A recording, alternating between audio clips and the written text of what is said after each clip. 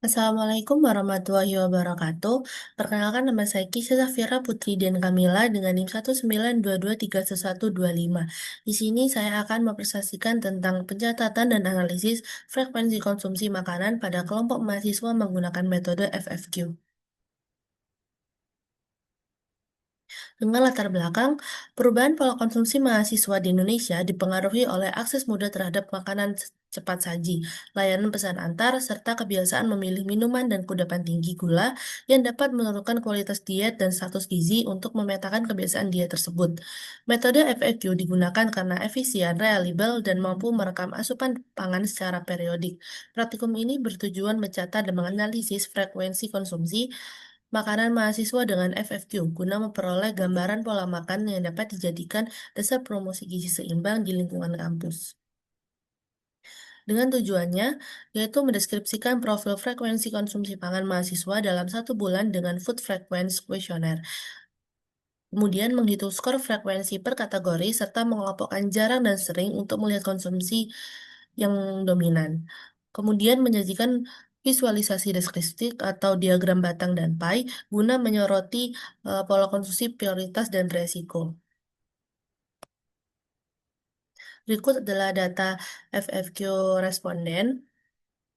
Hasil skor menunjukkan konsumsi paling dominan pada frekuensi 3 hingga 6 kali per minggu dengan skor 210, diikuti 1 hingga 2 kali seminggu dengan skor 130 dan 1 sampai 2 kali per bulan dengan skor 85, sementara harinya hanya sedikit sebesar 20. Konsumsi tertinggi berasal dari saus dressing dan perasa, bubuk, serta makanan ringan siap santap, menandakan pola makan responden lebih sering didominasi produk olahan tinggi gula, lemak, dan natrium dibandingkan pangan bergizi seimbang.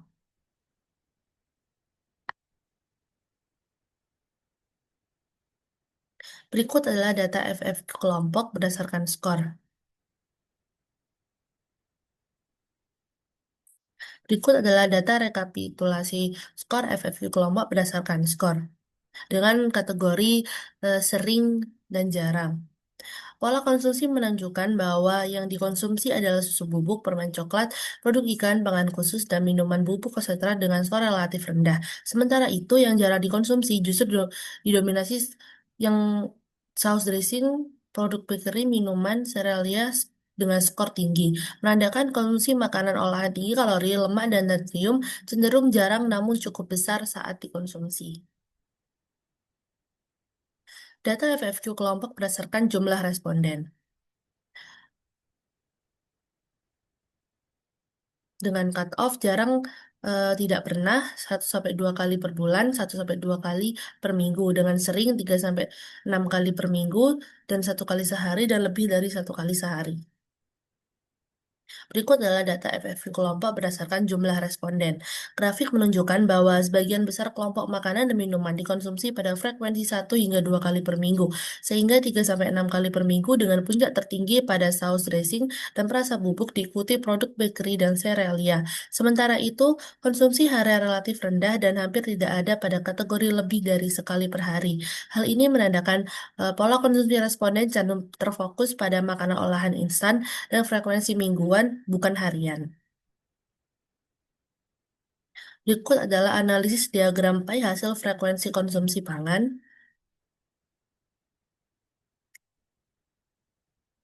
Kesimpulannya yaitu hasil analisis menunjukkan bahwa pola konsumsi mahasiswa masih didominasi pangan olahan cemilan dan produk praktis, sementara pangan bergizi utama jarang dikonsumsi, sehingga kualitas gizi belum optimal dan perlu segera diperbaiki agar sesuai dengan prinsip gizi seimbang serta mampu mencegah resiko masalah kesehatan jangka panjang.